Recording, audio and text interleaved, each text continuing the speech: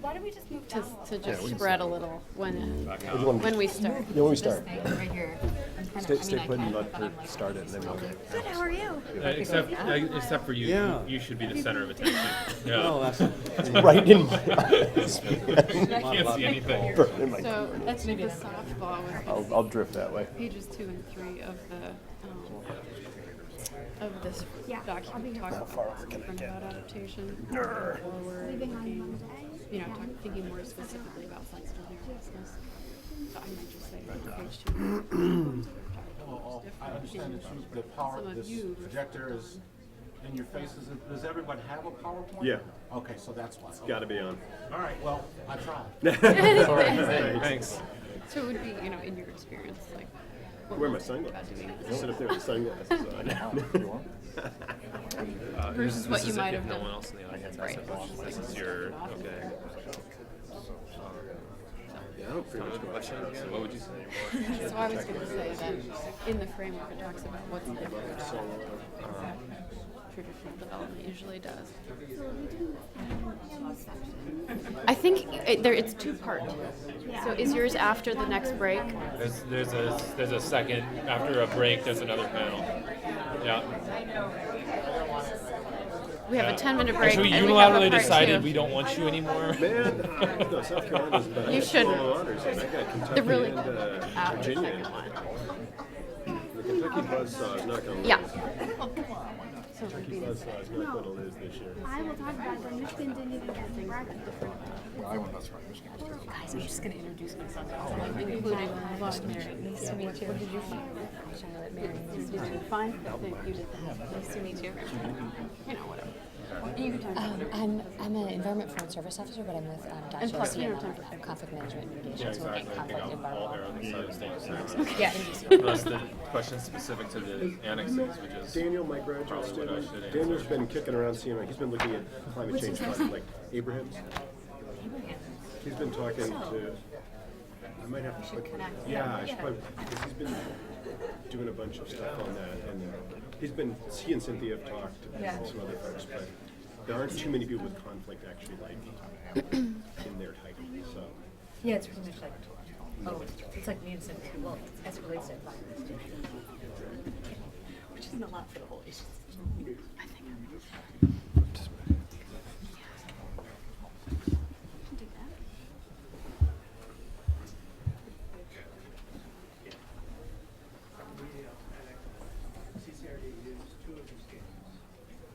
Should we start or should we do typical after lunch classroom looking. I am in charge. I'm looking at They usually Deborah. nod off right about. Deborah, should we start? It's an unfortunate time to be presenting. Good for lecture though. They don't argue with you. You can say whatever you want. The most of the conventions, maybe not. Great, so I think we're going to get started with the afternoon. Thanks everybody for coming back. Thanks to everybody who's joining us online.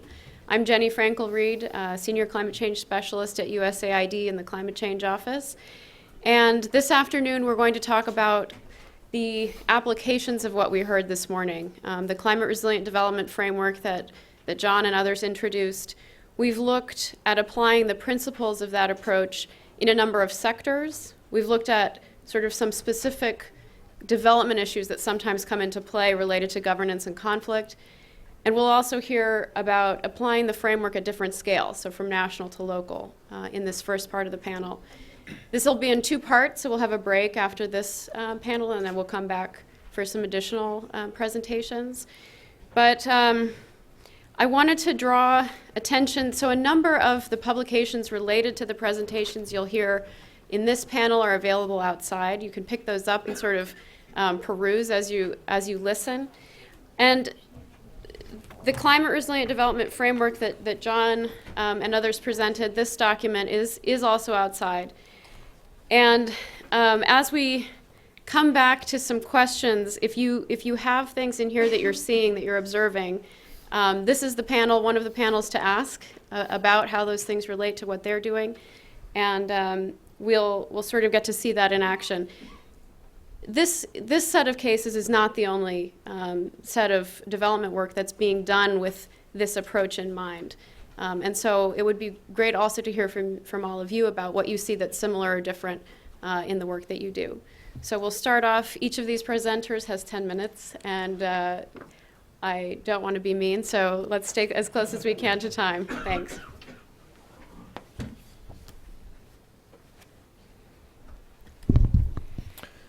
Hello, my name is Jason Vogel with Apt Associates. I'm going to speak to you here today quickly about the annexes to the Climate Resilient Development Framework. Pablo, I'm sorry, we're moving back into the unidirectional form of communication, so bear with me after lunch, and we'll try and get as much information to you as we can. So, we understood in developing this framework, it's a very high-level guidance document. In order to make it actionable and useful to people on the ground, USAID staff, their in-country partners, other development practitioners, we needed to provide more detail. So we developed a number of annexes, which I think you can roughly divide into two categories. There's a couple of sector-specific annexes, particularly one on the water sector, one on coastal zones. Both of those are finalized. They're available outside. And then a series of substantive annexes where you dive into a little more detail on issues that are relevant across those various stages that you saw. That includes at least 4 annexes here. There's one on governance, one on vulnerability assessment, one on conflict, and one on marginal populations. I won't dive into the conflict or marginal populations because Mary and Ed here will be tackling those as individual presentations. So those are the covers. You'll see them outside. You might have them in your hands. I invite you to look through them as I'm talking about them here. These are the two that are really sector specific, and it really focuses in, if you look at that climate resilient development framework series of steps, it really focuses in on 3 of those steps. One in the scope stage, and it focuses on framing the planning process and identifying climate and non-climate stressors. The idea here is people in the water sector who are trying to do this kind of planning are not going to be experts in some of these issues. So we dive in and talk about things such as a few of these examples here: increases in air and sea surface temperatures. What does that mean for water resources? How is climate change going to affect what we're doing? It's a high level sort of partial page, sort of summary of what you can read full reports on from the IPCC. So our intent is not to be an IPCC in this context, but to provide that high level overview of what it really means. We also dive into the assess stage, where primarily we focus on exposure assessment. What does that mean, a climate or a non-climate stressor, in the context of the either coastal zone management or water resources management? And so you see things such as water supply and sanitation. The way that climate variables are going to interact on water supply is different from settlements and infrastructure. Those are both sort of subsectors within water, but they really need to be approached in different ways. There's different kinds of strategies for dealing with them. And then we dive into the design stage in each of these annexes as well, where we're actually trying to identify adaptation options. And I think that's some of the more interesting stuff, so I'm going to turn to that and dive into a little more detail. I recognize I'm going through this stuff really fast because I'm talking about at least 4 annexes in 10 minutes. So do read the annex that you find interesting. But this is an example from the water annex. This figure is taken from that annex, where about the first 30 to 40 pages of the annex is really this general discussion that I talked about with, let's look at the different kinds of climate stressors and non-climate stressors that are relevant in this sector. And then we dive into adaptation actions. That's another 100 pages of this report. So when you see how thick it is, just recognize that 2/3 of that document is really these 10-page summaries of specific adaptation options that are, they're not specific. The adaptation options are more categorical in nature. So you can see them here. AA1 is adaptation action 1, increase or strengthen water capture and storage. That's a concept. It doesn't tell you exactly how you're going to do it. What we talk about in that adaptation action are a number of strategies to try and achieve that goal, from rainwater harvesting to increasing infiltration. We use fancy little graphics like this to try and get people to wrap their heads around how specific projects you see here, like wastewater treatment, the series of 3 drums there, might be relevant across multiple of these strategies. Adaptation actions 5, 8, and 9 there, protecting water quality, protecting ecosystems, and managing the energy-water nexus. We have a similar sort of thing you can see here for the coastal adaptation actions. These are, again, meant to be almost pull out. Like if all you care about is in the coastal zone is protecting coastal ecosystems, you're the coral reef guy. You're trying to protect the coral reefs. The idea here is that you can actually pull out a piece of this adaptation action, dive in, and get some good ideas. We're trying to make it as actionable as possible so that the framework isn't just this vague 5-step guidance, but you can dive into something that's really relevant to you and the job that you do. So going from there to our more topically based or substantive annexes, the two that I'll talk about briefly here are the governance and vulnerability assessment annexes. I just put the cover for governance because we don't have a cover for the vulnerability assessment annex yet, but we're working on it. These annexes are really about taking a deeper dive into these substantive issues. Either a substantive issue that's a piece like vulnerability assessment, that's the second stage of this process is assess. So we wanted to dive into that and really flesh out what that step looks like. But governance is something that could cut across all of the steps conceivably. And what we tried to do was map how governance issues are relevant in the scope stage, in the assess stage, and the design stage throughout the entire framework.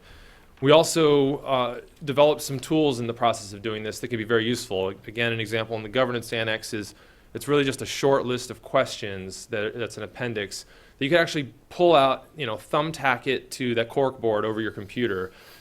Just to remind you, when you're thinking about a development project, how can governance interact in a way that's going to affect climate resilient development? And I'll give you a quick example here where we actually take that graphic you saw, and the words are small enough, so I didn't include all the steps, but we do discuss all 5 steps.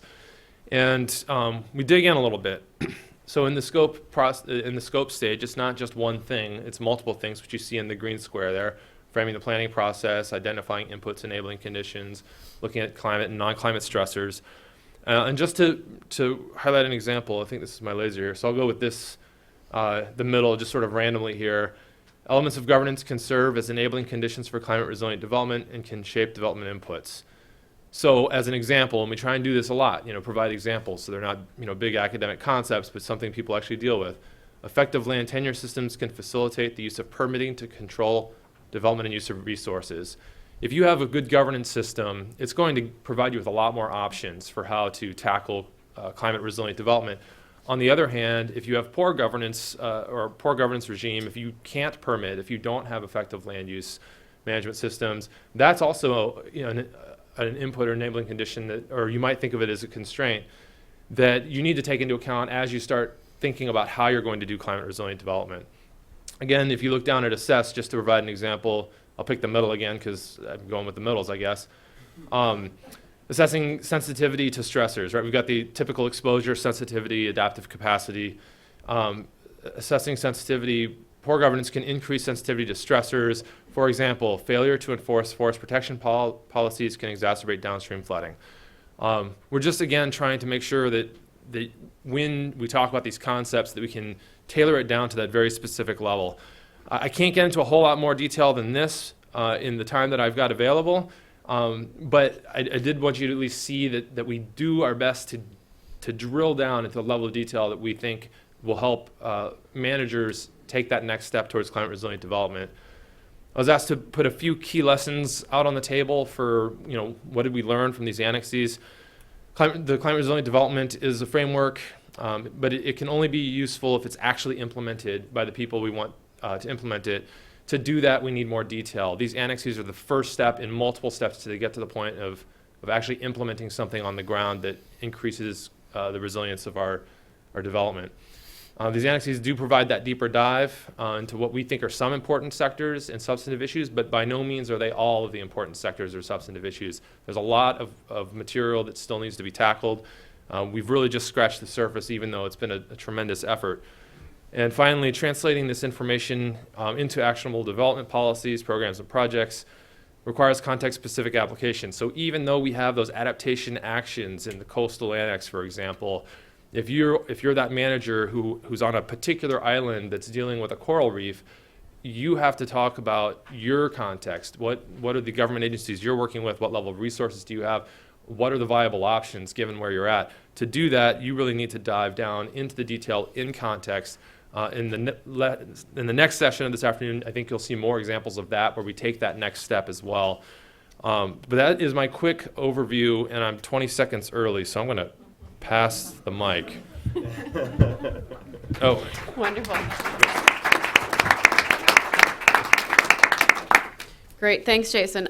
I think you really reminded me of a number of issues just to flag, I think, as we go forward, which is we were trying to know the audience in helping really bring climate resilient development thinking through to the rest of the agency through the Climate Change Resilient Development Program, CCRD.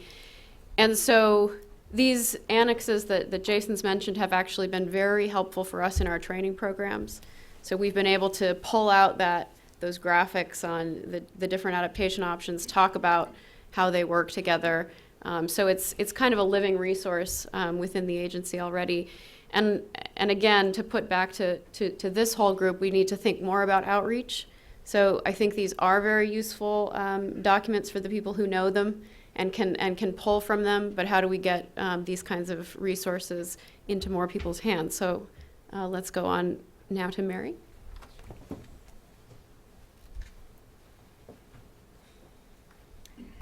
Thanks, Jenny. Good afternoon, everyone. I'm Mary Ackley. I'm with Foreign Service Officer with USAID, currently working with the Office of Conflict Management and Mitigation, and we're really pleased to be part of the discussion today. We're seeing a growing recognition of the interrelationship between climate change and security issues. The most recent IPCC report included a chapter on human security for the very first time. We've seen statements from the UN Security Council, the European Commission, and our own former US military leaders that are sort of calling attention to the risks that climate change could pose for security at various levels. The conversation is definitely still evolving, but our research and field experience are demonstrating that we need to be paying attention to the relationship between these two issues. Particularly where we see climate stresses and impacts intersecting with existing conflict risks and tensions. And this is really relevant in terms of our development work. If you look at USAID's work in particular, nearly 60% of the countries where we work are impacted at some level by situations of fragility or conflict. And if you dive down deeper and look at where we're making our climate investments, that number is actually closer to 80%. So clearly we need to understand how climate change is going to impact security and stability in these challenging contexts, and also how issues of conflict, peace, and fragility are going to impact our efforts to address climate change. So today really represents the official launch of the Climate Change and Conflict Annex, so please do take a copy if you get a chance, if you haven't already. And this document represents basically all of our learning at USAID on this nexus of issues since we first started to try to understand these issues back in 2008, 2009. We did an initial discussion paper. And we just wanted to find out what is known about the linkages between the two issues and where could USAID help to advance learning. And what we realized coming out of that initial analysis was that we wanted to actually undertake our own quantitative analysis and look at the linkages. Some of the early studies were talking about a direct causal link between climate change and conflict, but we felt that some of those studies weren't looking at variables that we knew to be important in terms of conflict risk. So that's what we did the following year. We dove into this quantitative analysis. And I should change my own slides. So what we did was we overlaid two sets of data. The first was the set of countries that were highly at risk for climate change threats. We started with data from the World Bank, and then the second year we moved into a more comprehensive ranking of countries according to their physical exposure to climate risk. And that sort of told us about countries' vulnerability to climate change and climate threats. On the other hand, we overlaid that with a set of data which we took from our Alerts List publication. If you're not familiar with that, it's our annual early warning tool that ranks countries according to their fragility and risk of instability. So we knew that this would tell us something about the ability of these countries to manage the impacts that might be coming from climate change. And I'll just go to a graphical representation of our key finding here. we found that indeed, if you look at the world's most fragile countries, these countries will also be among the countries that will face the most serious climate threats. So again, we need to be paying attention to these issues, because keep in mind that that circle really represents where we're focusing our investments.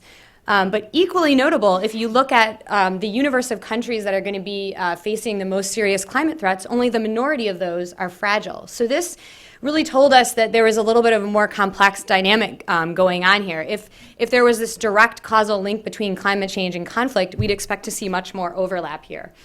And here's just another way to look at the data, a mapping representation. And this initial analysis really basically provided the foundation for what we now know about climate change and conflict and the relationship between the two issues. And that is that conflict is a really complex phenomenon for which there is never a single causal variable. And we don't expect climate change to be an exception to that rule. If you look here, the countries both in green and red, all the colored countries are those countries that are highly vulnerable to climate threats. The countries in red are those that are also of high fragility. So you can see that we actually expect many countries will, in the end, be resilient to some of the most serious climate threats, while some may be pushed into or further along the spectrum of fragility and conflict, even if they face a less serious threat. And that's because the institutions, the formal and informal institutions in these countries are already challenged to deal with risks and impacts, and so climate change is just adding to that already strained institutional framework. Okay. So to complement our quantitative analysis, we also wanted to conduct some case studies. We conducted a total of 11 case studies in 13 countries, really diverse contexts, and we learned a number of things. First of all, we learned that climate impacts are happening now, today, in the communities where we're working. We also learned that in many cases they're impacting some of the poorest, most vulnerable, and in some cases most aggrieved groups. So clearly we need to be paying attention to these issues. We also found that climate change impacts are actually interacting with known conflict variables. So things like relationships among privileged and disadvantaged groups. For example, perhaps through changes in the relative scarcity or abundance of a particular resource, which could then lead to changes in the relative prosperity of groups that may already have dynamics of grievance and mistrust between them.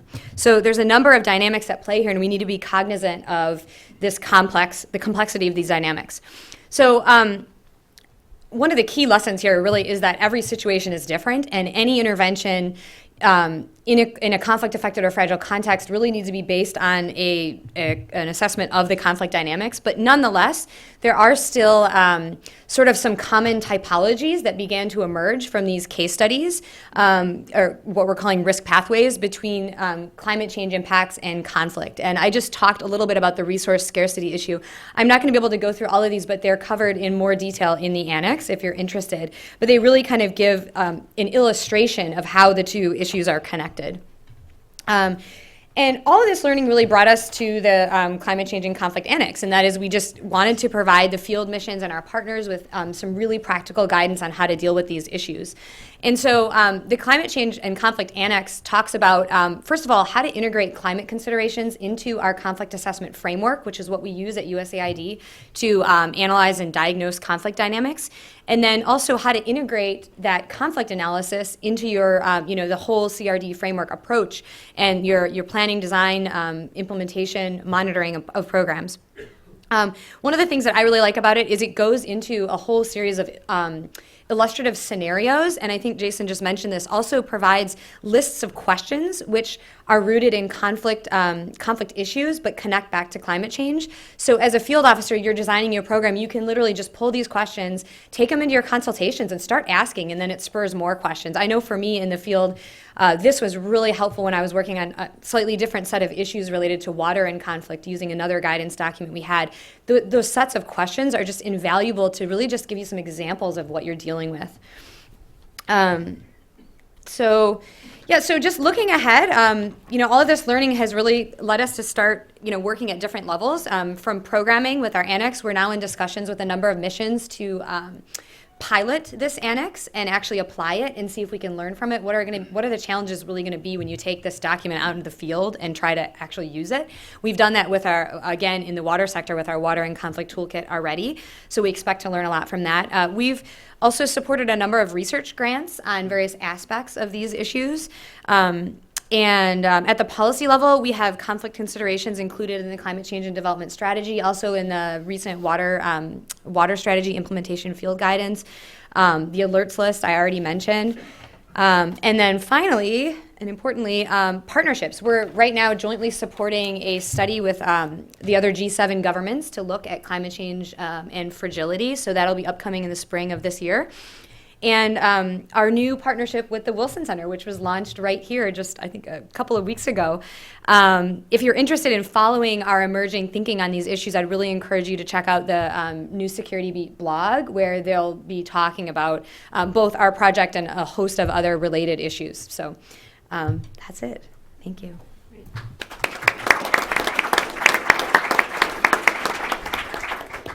Thanks, Mary. I can just imagine the number of questions that are starting to form in the audience, but I think two really sort of important things that I heard: the overlap between our climate change countries and our conflict countries, and this issue that John mentioned before about, are we actually programming effectively against those kinds of issues together? And that sort of suggests that the resilience lens is an important one, just in that climate is one of many other issues going on. And it's great to see the layering of our assessment approaches and tools. Moving on now to Ed Carr. Thanks, Jenny. And thanks, everyone, for being here today. As you guys heard this morning, Glenn Anderson is good at complimenting me and then beating me down. And so when they raised the issue of the marginal populations annex with me, Glenn said, come on, you know this stuff. You'll be really good at it. That was the raising me up part. Then there was the LOE that I was given for it. That was the beating me down.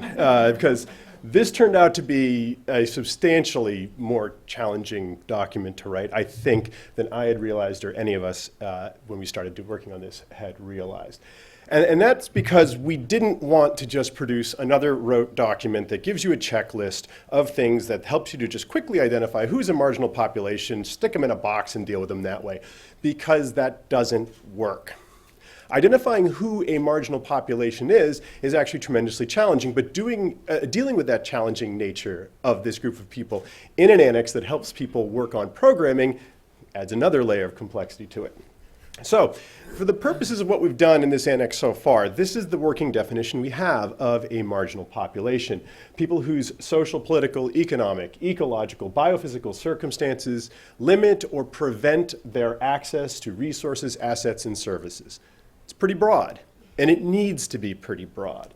And the reason for this is that marginality is not something inherent to an individual. It's situational, depends on what you're talking about. It's intersectional in that it often pulls together different aspects of people's identities.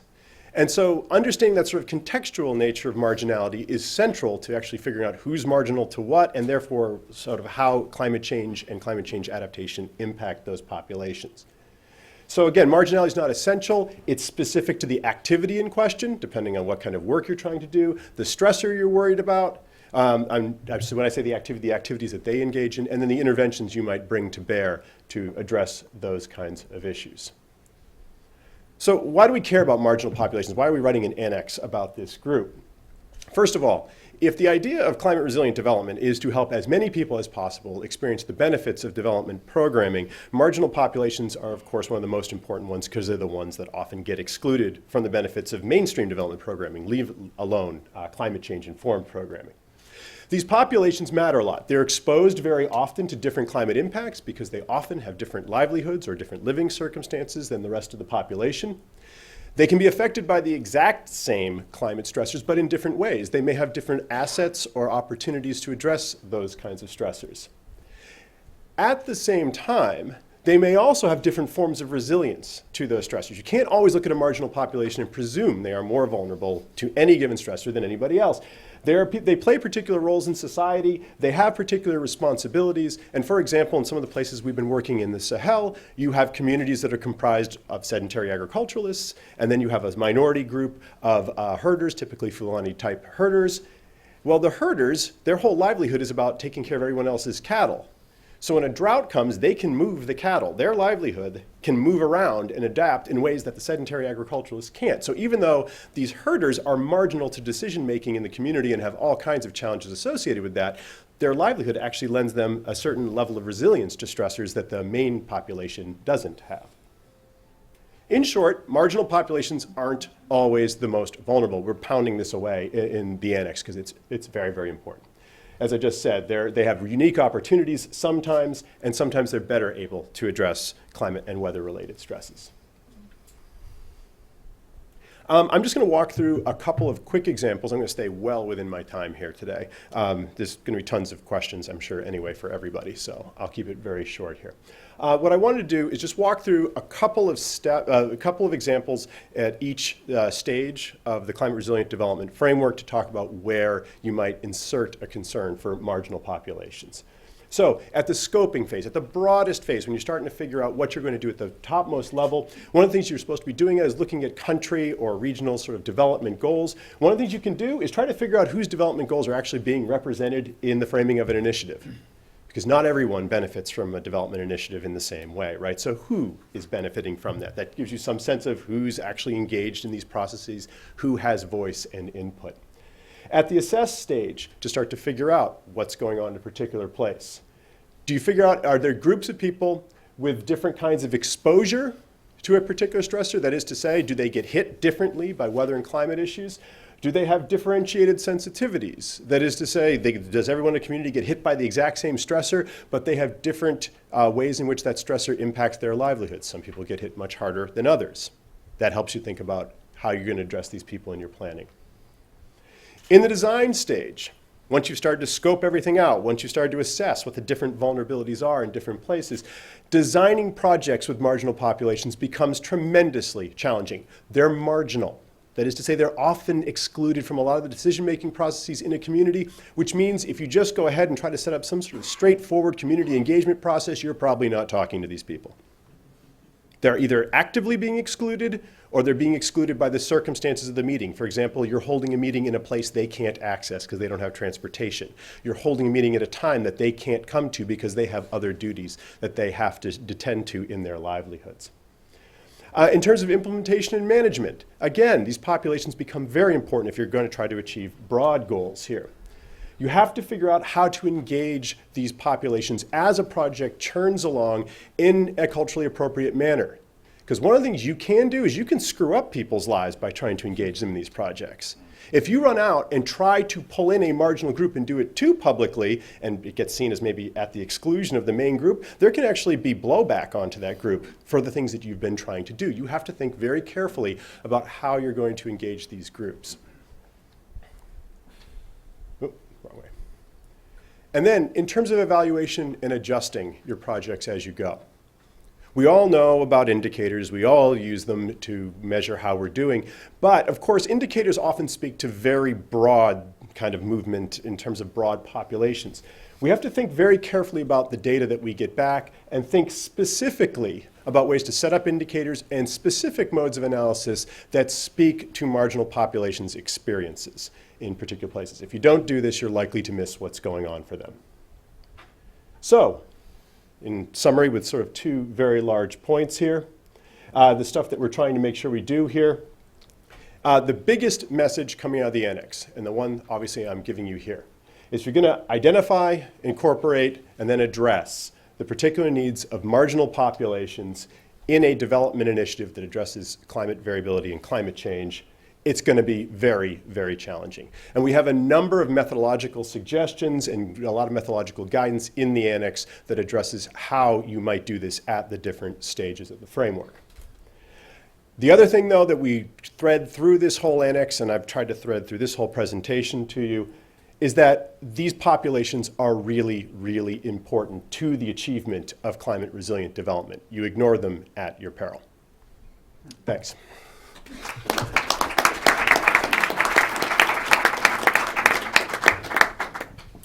Thanks, Ed. Great. I'm just reminded from these last two presentations about the task at hand for all of us, forming the right teams to do really good climate resilient development and the range of expertise that we need to bring in, especially related to working with marginal populations and understanding conflict. Thank you.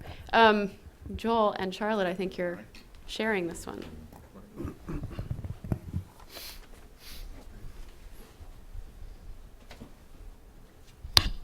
So Joel and I are going to step away from the annexes and talk about the CRD framework's application to national adaptation plans. And a few people have already mentioned this, but hopefully we'll go into a little bit more detail in this presentation.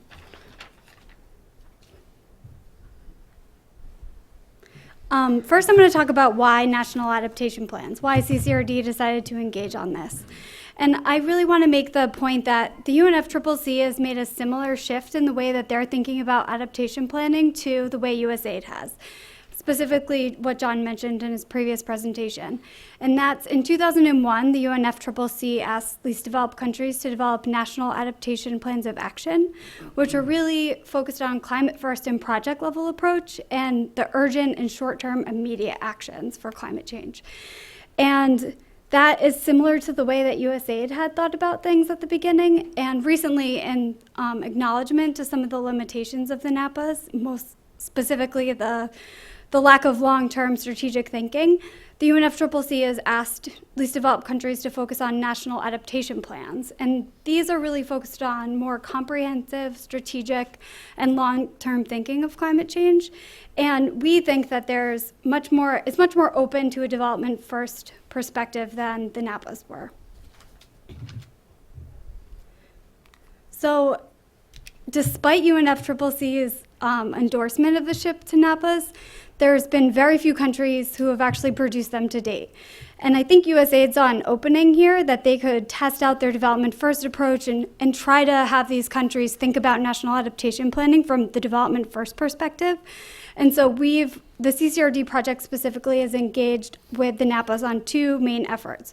The first is the stakeholder workshops to kickstart the NAP process, which I'll quickly talk about. And then Joel is going to talk about coordination with bilaterals to support the national adaptation plans.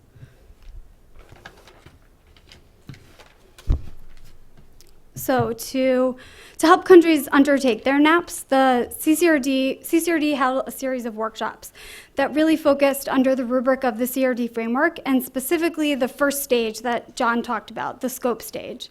And as part of CCRD's approach, it was really important for us to hold the workshop at the beginning of the NAP process and to really involve key stakeholders and diverse stakeholders. And we found this to be really critical in terms of ensuring momentum to continue with NAPs in the future. And John had also talked a lot about, we asked the country stakeholders to come in and really grapple with the issues, to think about how different climate stressors affect development goals, and to make them work through the process themselves. And that has really helped them to understand the need to have more of a systems approach to solving the problem. And it's also enabled them to really gain ownership and buy-in in the process to ensure that momentum in the future. CCRD has held 3 national adaptation planning workshops. The first John spoke about in detail is Jamaica, which was through a national lens and engaged a number of ministries and development partners across the government.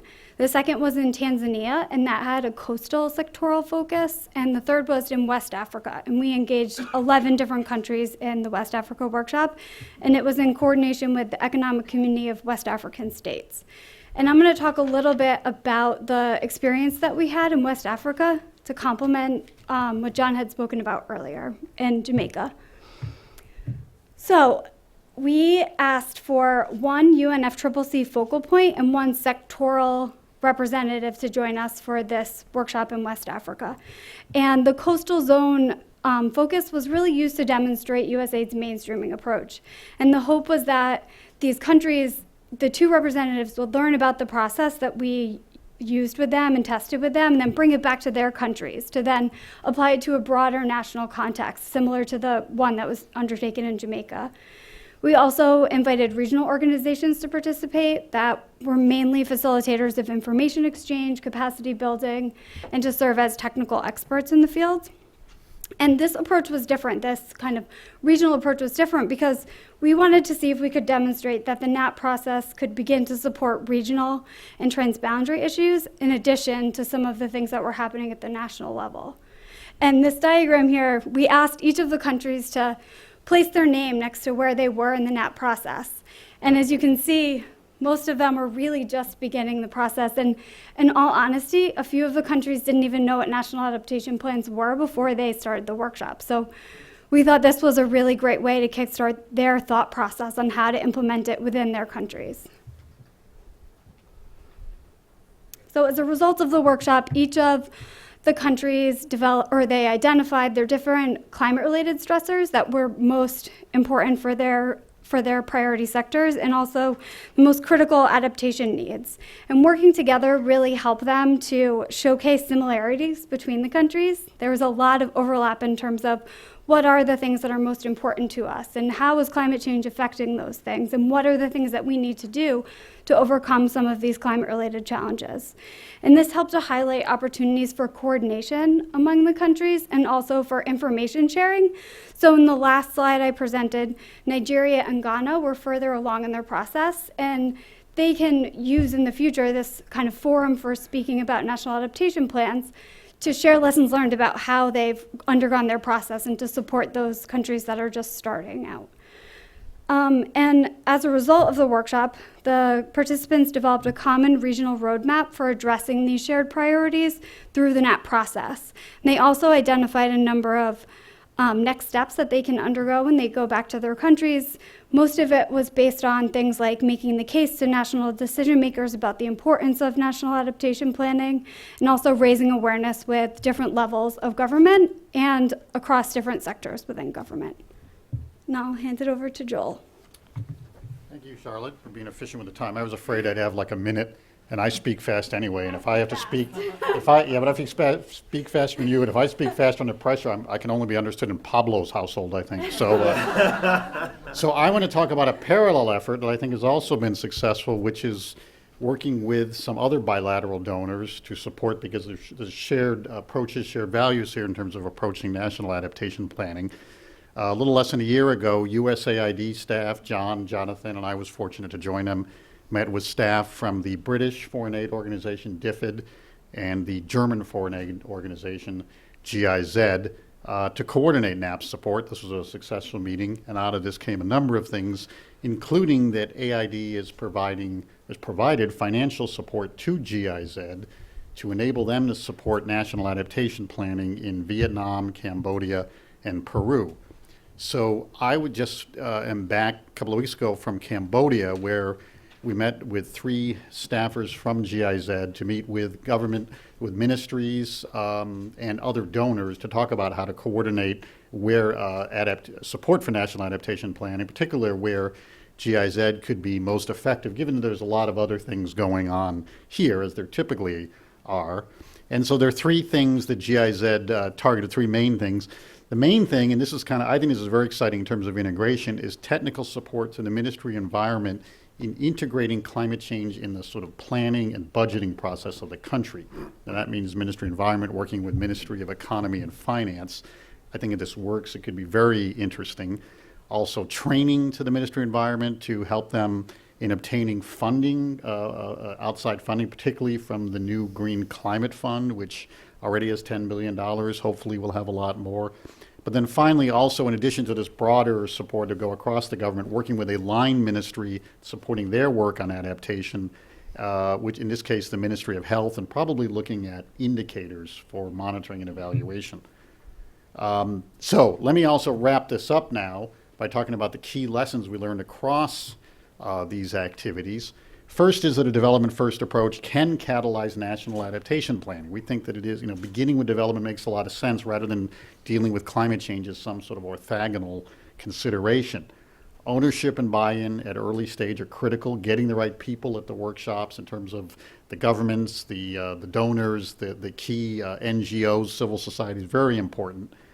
Grounding the NAPs in existing planning process is also very important in terms of mainstreaming rather than creating some parallel or new process. And a comprehensive approach is preferable to a narrow geographic or a single sector approach because of the interactions we see with climate risks. That said, however, a multinational or regional approach, which may focus on one issue as the West Africa one did, can facilitate regional cooperation. So that it can be a positive. It's a matter of making the trade-offs. NAPS, therefore, can serve as a platform to coordinate technical and financial support. You know, it's the whole point is to have strategic planning, to have some long-term vision of where development's going, where the risks are, and therefore where the donors can work together to support reduction in the vulnerabilities. And finally, that leads to the last point, which is consistent longer-term donor engagement can help build this capacity. We saw this in Cambodia. We really were coordinating with other donors, and that's really a critical thing. So with that, I am out of time. So thanks. Perfect. All right.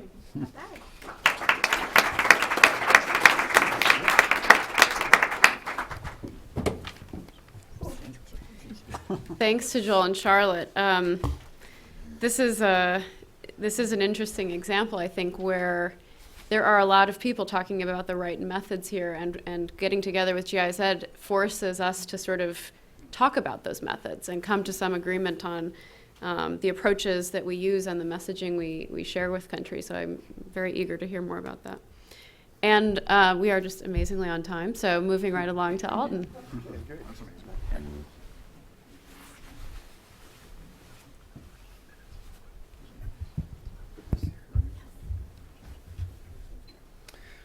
Okay, well, thank you very much. For the next few minutes, I'd like to talk about or share some experiences from our local adaptation plans of action that were part of our High Mountains Adaptation Partnership Project. And let's see, how does this go? Yeah. Which took place in two areas, the Mount Everest area of Nepal that represented a rural, remote, and roadless region, as well as the Cordillera Blanca of Peru, which could be said to represent urban mountain region. And both the High Mountain Project and the LAPA process were really outgrowths of this 2011 Andean Asian Knowledge Exchange workshop that John Furlow mentioned. We took 35 scientists from 15 different countries up to Imja Glacial Lake, specifically to share experiences about glacial lake research methods, but also risk reduction methods as well. And Nepal has been losing its glaciers, visibly losing its glaciers, since about the 1960s. And by the 80s and 90s, many of these glaciers had receded and left behind large and potentially dangerous glacial lakes. This is the Imja Glacial Lake that John Furlow referred to earlier, containing millions and millions of cubic meters of water. And the purpose of this workshop was to specifically share Peruvian experience with our Asian colleagues. Peruvians have some 70 years of experience in controlling and reducing the risk of dangerous lakes in the Cordillera Blanca following a series of catastrophic events or glacial lake outburst floods in the 1940s, and we felt that this knowledge needed to be shared.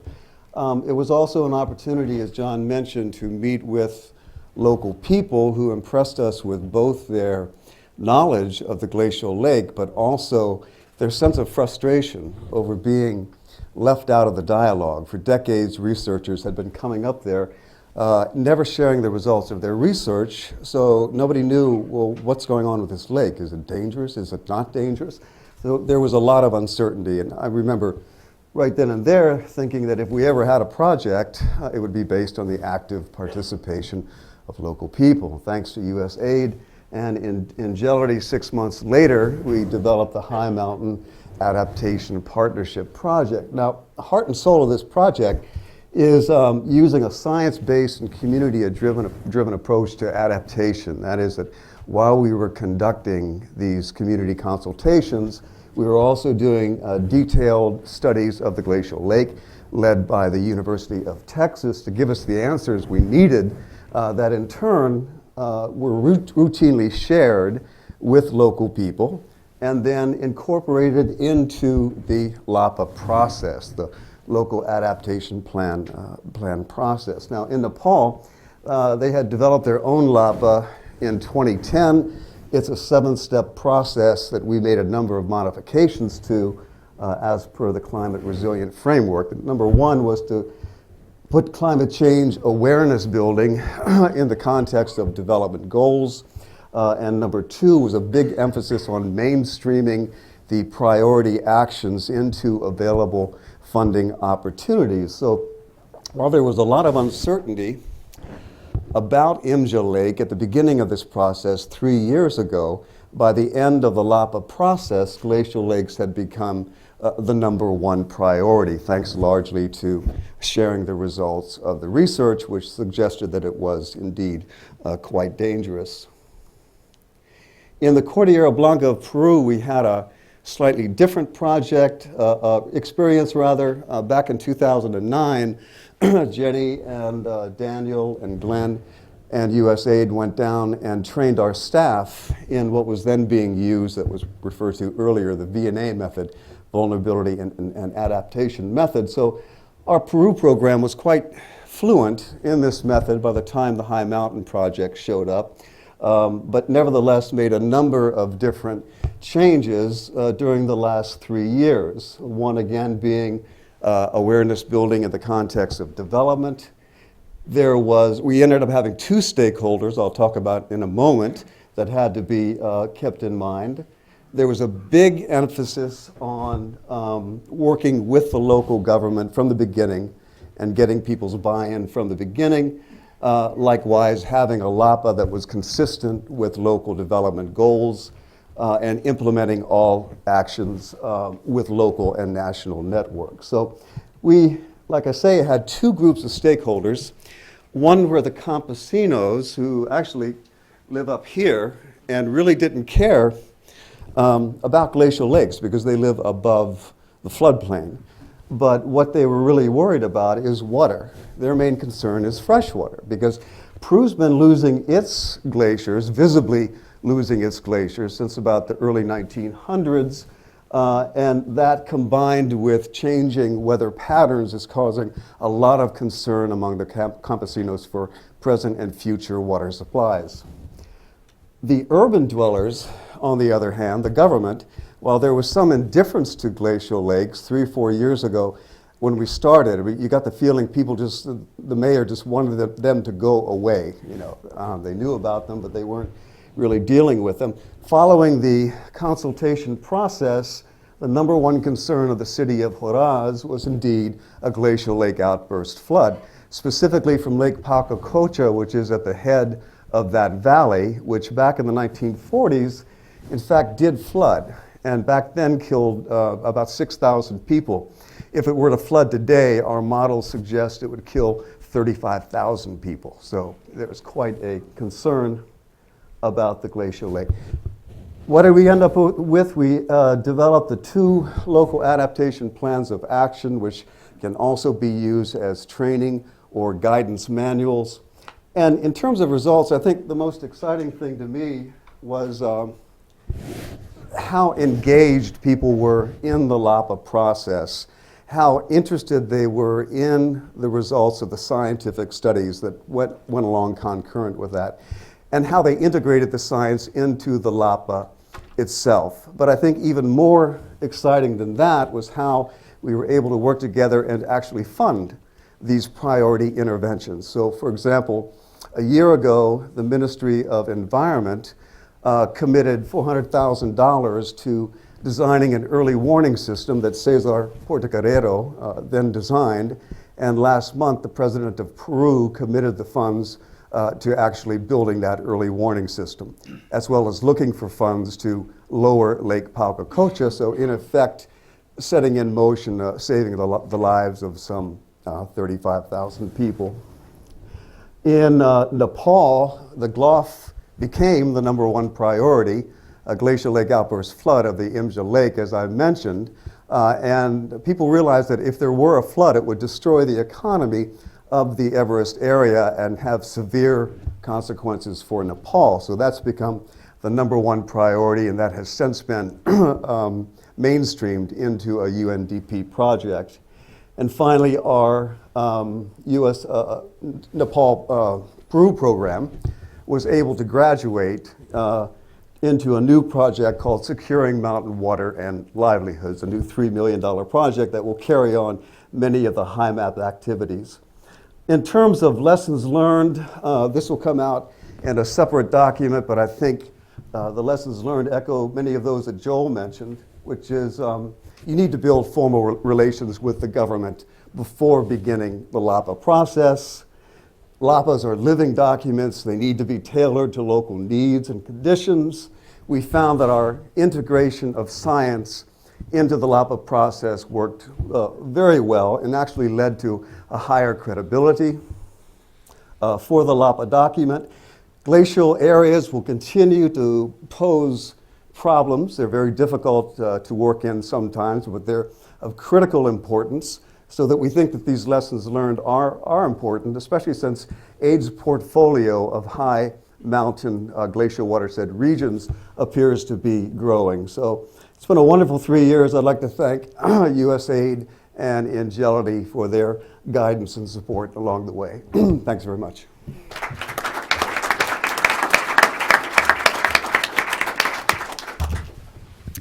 Alden, you always have the best pictures.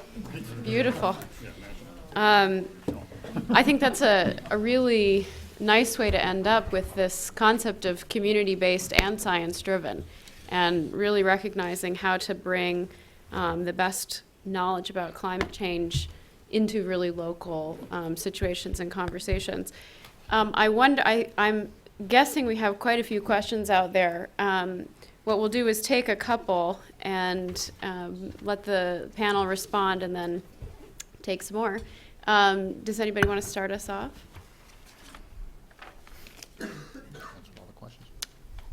I can do it. Okay, so just wanted to give everybody a chance. In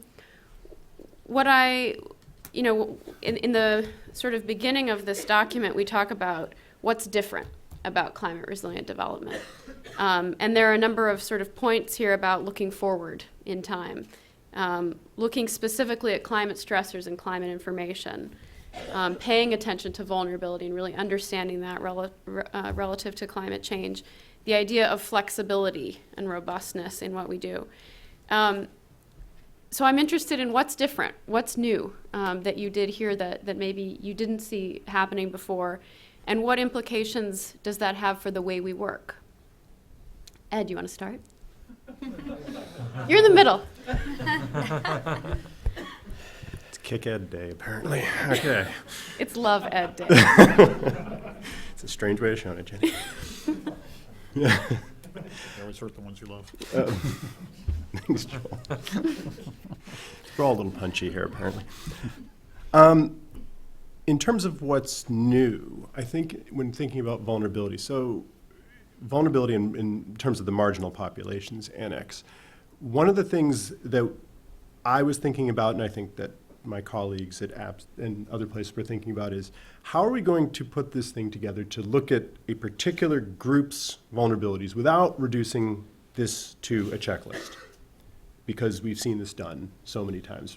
And the problem is, as you see, they were trying to create an annex that really addresses, in the context of climate change, how do you identify who is marginal and what that actually means? Mm-hmm. You know, are they included in processes, not included? Are they more vulnerable or less vulnerable? You know, how do you sort all of this out? And that cannot be done with a simple checklist, and too often I think we go to that. And so we've been wrestling, and I think because the annex is not quite done, we're still in the final phases of it, I think we're still wrestling with exactly how to do that, but I have not seen guidance that does that. And I think it's really appropriate in the context of climate change because, in fact, we have to think about flexibility. We have to think about a future that isn't certain. And that, I was talking to Andre Mershon at lunch, and, one of the things he was saying is, we can't think about the past as a nice indicator for where we're headed anymore. And so I think that this kind of flexibility, but making it actionable, has been the big challenge for us, but it would be something new. Well, and I'd just say, having learned from a lot of these documents, USAID has a new job, which is to put these kinds of questions, put the right people, put the right tasks and the budget actually against some of those new findings. Joel, did you want to come? So just to add, I think I've always felt if we had development figured out, adaptation would not be a problem. But we are still in many ways wrestling with development. The problem is climate change adds a degree of urgency to a lot of the problems we face because we know the problems with natural disasters and changes in conditions and makes the job even tougher. So much of what we're doing, and we notice, are things that we ought to be done anyway, but we're doing it in a context of changing conditions. So part of it too, and I thought Pablo illustrated this very well. If you had that, if you knew what those die were, and you knew those probabilities, boy, you could figure a lot out. Of course, we don't under current climate, and then it's changing. And I thought that made the point very nicely that we just have to figure out how to be, and you answered your own question in many ways, Jenny, in a lot of ways, flexibility, how do you incorporate change, how do you build institutions and systems in a way that solve the problems we face now, but also can be adaptive to changing conditions. I mean, this is really hard, but I think that's kind of the heart of this. So. Mary, you've been in the field with USA. Do you want to say something about how this changes what we do? Sure. I think a lot of the principles that you mentioned in terms of flexibility and looking forward actually correspond quite closely with some of the analysis we do when we think about conflict. I mean, part of our conflict assessment framework actually looks at examining potential trends and triggers. So there's a nice fit there. But one of the challenges that I see moving forward, at least in initial discussions with colleagues out in the field, because we really are just at the very beginning of starting to apply and integrate these concepts when it comes to looking at conflict, is at USAID, we are very experienced in conducting, national level conflict assessments. So we have a very detailed framework for how to do that and how to apply that to programming. But one of the challenges I see that's already coming up is when you look at a specific program, oftentimes, almost always, it's happening in a particular province or with a particular community. And one of the challenges becomes, how do you apply that national level analysis? I mean, first of all, you've got a climate change practitioner who may or may not be very familiar with the concepts of how to, program around conflict, but then also to how to apply an existing analysis to this program. I mean, there could be multiple different types of conflicts, and often are in a particular country. So, you could make the mistake of looking at that conflict analysis and misinterpreting it when you've got a whole different type of conflict in the community or the province where you're working. So, how do you really, and the annex does talk about how to do this, and I think it's a full integration from the very beginning and looking at how do you start asking those questions so that you can get a sense for almost just integrating that conflict analysis lens into your program design. And again, this is not necessarily related to climate change, but some recent experience I had looking at applying our water and conflict toolkit. It was a similar experience where there's many times a lot of information out there on the conflict dynamics in a country, but how do you apply that is a challenge. So I'll be working on that. Great. Okay. Questions from the audience or online? Yes. All the way in the back. This is from Gwen Foster. She's not identified where she's located, but she'll let us know in a few minutes. Has any thought been given to developing facilitators in communities who may be poorly literate? And she's typing, and probably going to tell us where she's from. Can I give this to you? South Africa, working with smallholder farmers. So how do we work in groups that may be illiterate? Maybe Alton and Ed, you could take that one? Mm-hmm. I've been talking a lot. Illiterate. I'm not convinced that illiteracy is related to knowledge of climate change or climate change adaptability. I think that certainly the mountain people that I live with, know so much about climate change and even that glacial lake, and I think John mentioned that before, that when we took these 35 scientists up to the glacial lake, it was the local people who showed us a new range of potential triggers that even the scientists didn't see, okay? So I think that, mountain people in particular are a real resource that we need to use. Especially given another point kind of related to that first question, which is the heterogeneity of mountain environments. But I think it's applicable to a lot of places. You just have to keep your eyes open to what's happening and use the human resources you have because they are so heterogeneous. What's true of one valley, like the Khumbu in Nepal, which is driven by tourism, is totally different in the next valley. So you have to go in with a completely holistic approach, okay? Which I think is the next thing, at least for me, I went to the remote Burun Valley on a National Geographic grant to do an analysis of alpine ecosystems last summer, and I expected to find much of what I had found in the Khumbu. Very, very wrong. Totally different. It had been devastated by a civil war. There's been outmigration for 10 years. There's changing demographics in the village. They discovered Yarsagumba, which is this alleged aphrodisiac that commands $50,000 per kg in China, that's transforming the landscape. All these things mean that whatever we did in the Burun would be totally different from what we did in the Khumbu, and likewise, the people they are the key as the facilitators and as the people who know what's going on. I might just add, when I was with TMI in Peru, they work with these communities on a regular basis. And the way that they facilitated the meeting was we had to have a discussion around certain terms, and we had to sort of agree on what the definitions of those terms were. But we used pictures, and we moved the pictures around a sloped landscape, and we talked about, what is vulnerability if this is the picture that we're looking at. And, when we started the conversation, one of the farmers said, that's when you're sad. And so we sort of had a conversation about, so let's apply it then in the situation of climate change and the sort of ways people make a living. And that didn't require anybody to be literate. It was just a conversation and using a lot of pictures. They may or may not have been literate, but it worked very well. And so I think a lot of our local NGO partners have a lot of tools actually for doing that effectively.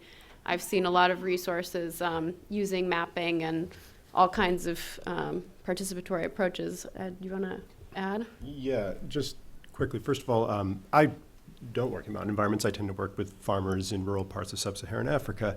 But I would echo Alton's first point, which is just simply that these people understand their environments. Literacy is not key to understanding climate change.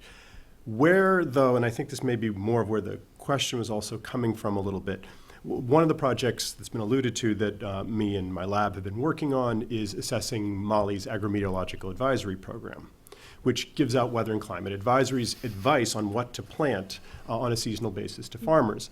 And one of the things that was really never carefully considered in the design of that program, which by the way was designed as an emergency program, not a development program, so it's a very different kind of thing, there wasn't a whole lot of thought given to how one communicates this information out. And in fact, the vast majority of people it's meant to reach are in fact illiterate by any definition. And so there's a written version of this advisory which is completely inaccessible to that population. And then there's a version that gets read out over the radio, which is great, but not everybody knows how to use a rain gauge, which is what they need to have to actually make sense out of the advisory, which creates these moments where you end up with funnels, as it were, of information, where only one person actually knows how to use the rain gauge and interpret all the information for an entire community. So actually literacy becomes really important. It isn't a prerequisite for dealing with these populations. I think it goes to what Jenny was saying a minute ago. You have to go to your local partners and find out what sorts of modes of communication and interaction actually work in particular places.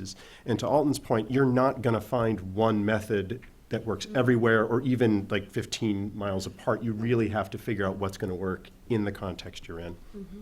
Great. Saw a question here. Yeah. If you can introduce yourself. Oh, we know you.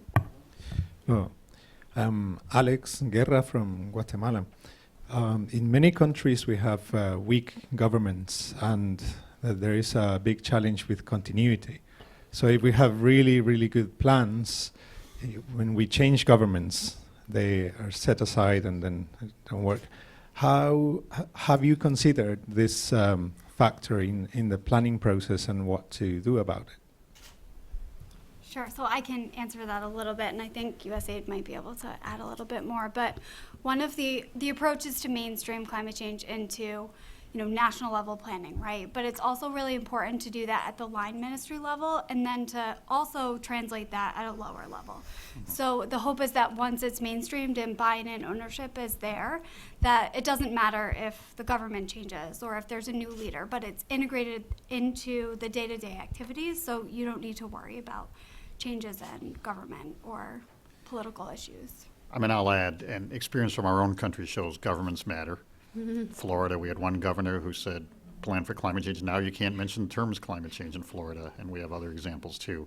I mean, it does matter. At the same time, we also find that working, I think as Charlotte says, working with the ministries where people are going to, unless it's all political and they're all going to turn over, and that's not likely, but also, getting them engaged, which I think we've seen in our own experience, does create a continuity.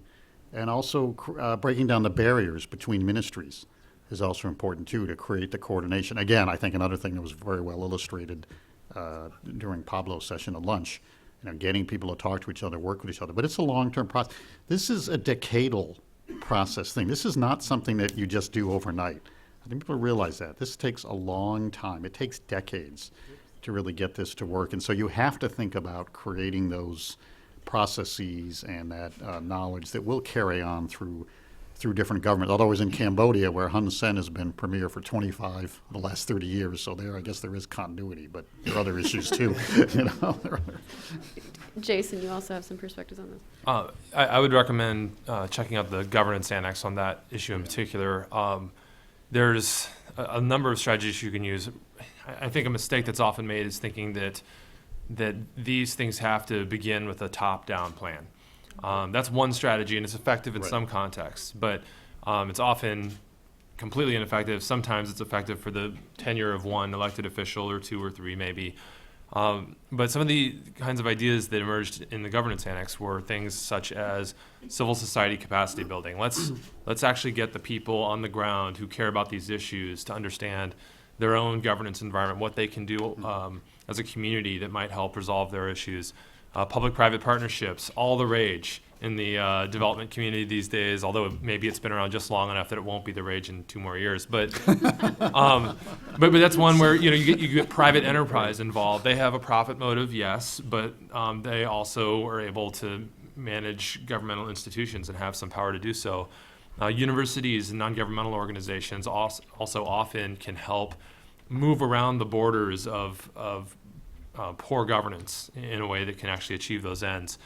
Another way of thinking about this is when we talk about climate resilient development, we talk about people will use different words from development initiative to projects, programs, and plans. And there's an implication here that a project is this on the ground, local level thing, and these plans and strategies are very high level national sort of documents.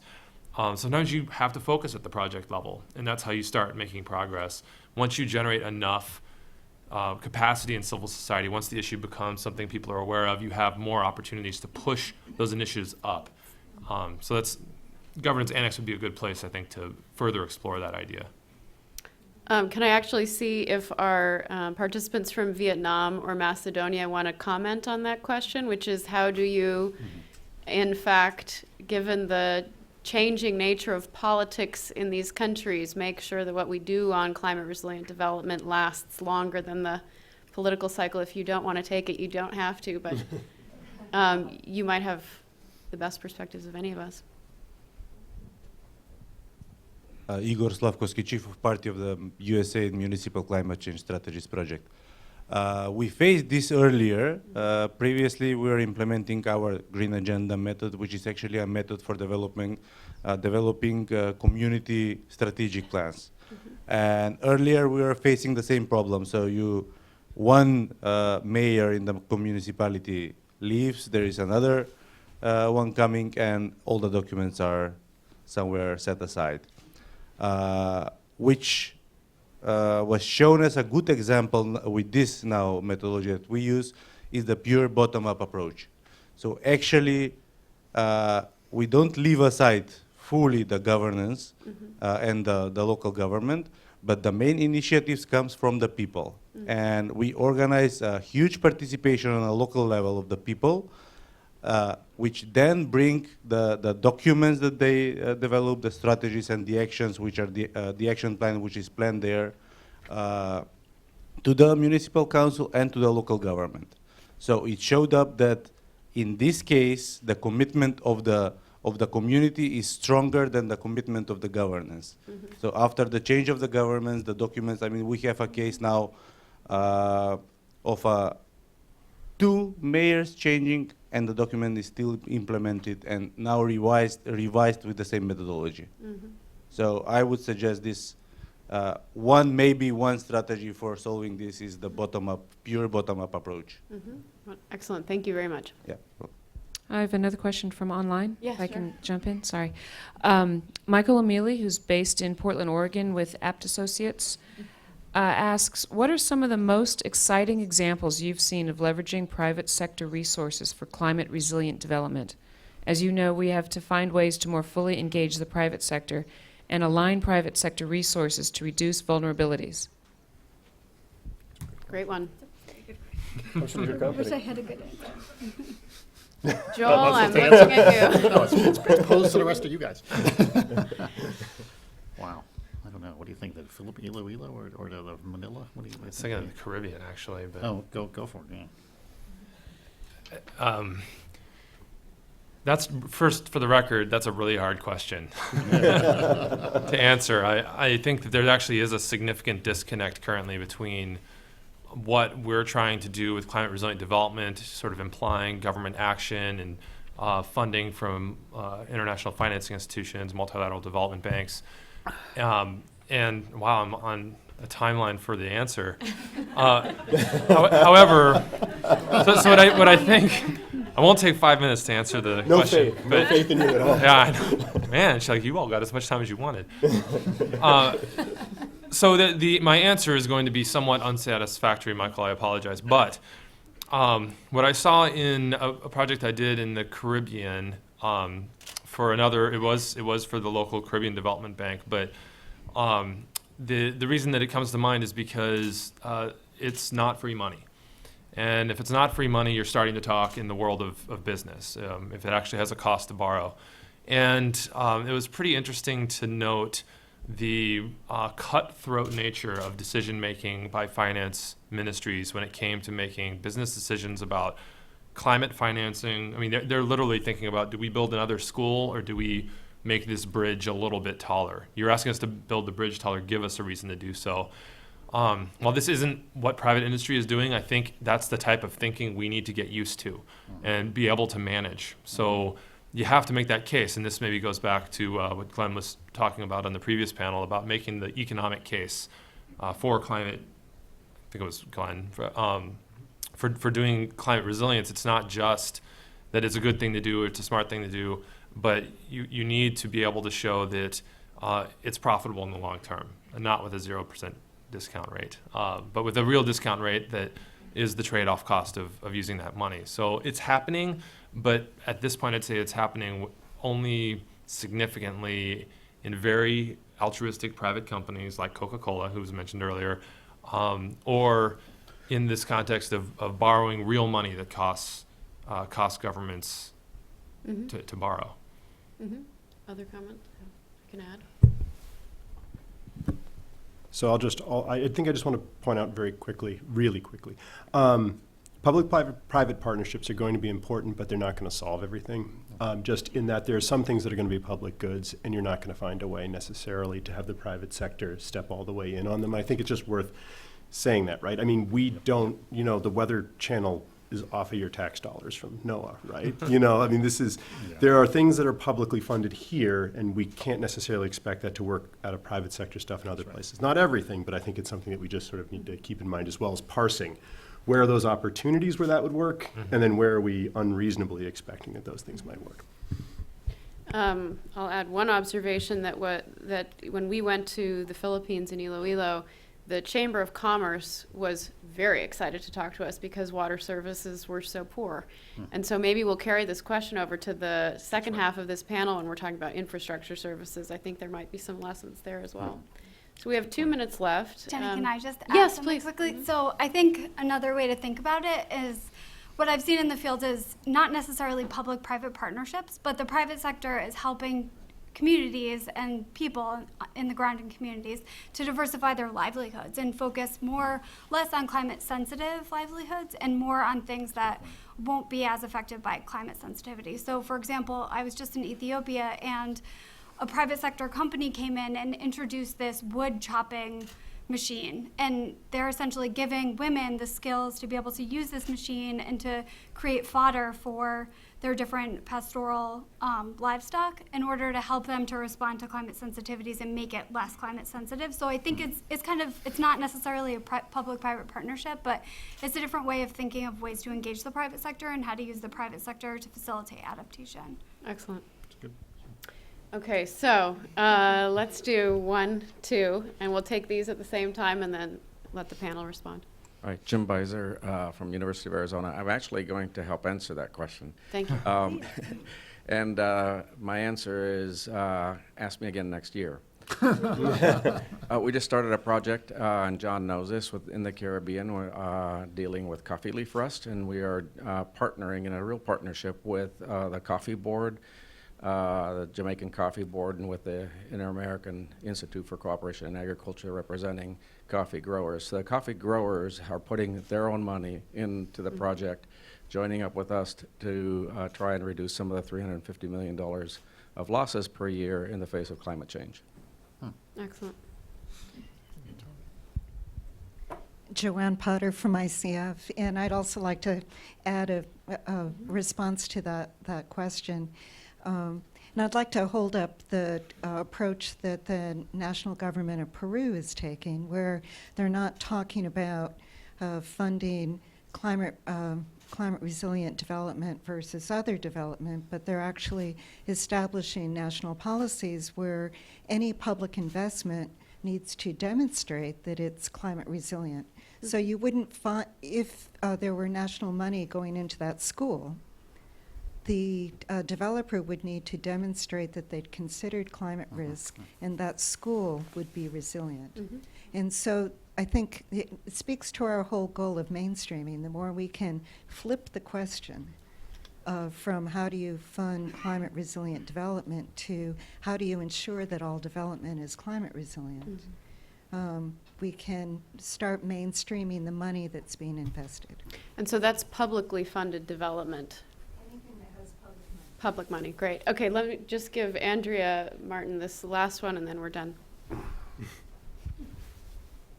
Thanks. I just wanted to address this question of governance and turnover and political leadership and just provide an example from Vietnam, where we're currently working to kind of scale up this tool we developed at the national level. And in doing that, we're embarking on an effort to work with the Ministry of Environment as well as Kuang Heer's Institute for Urban Planning, so kind of breaking down those silos as we talked about.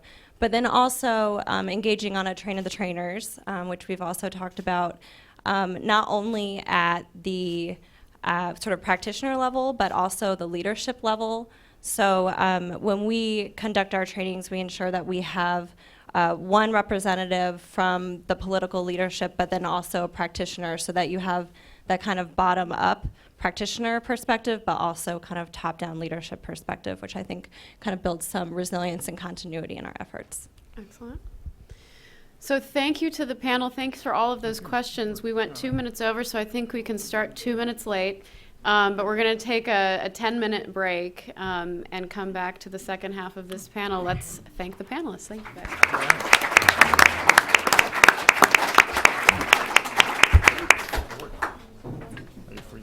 So I'm going to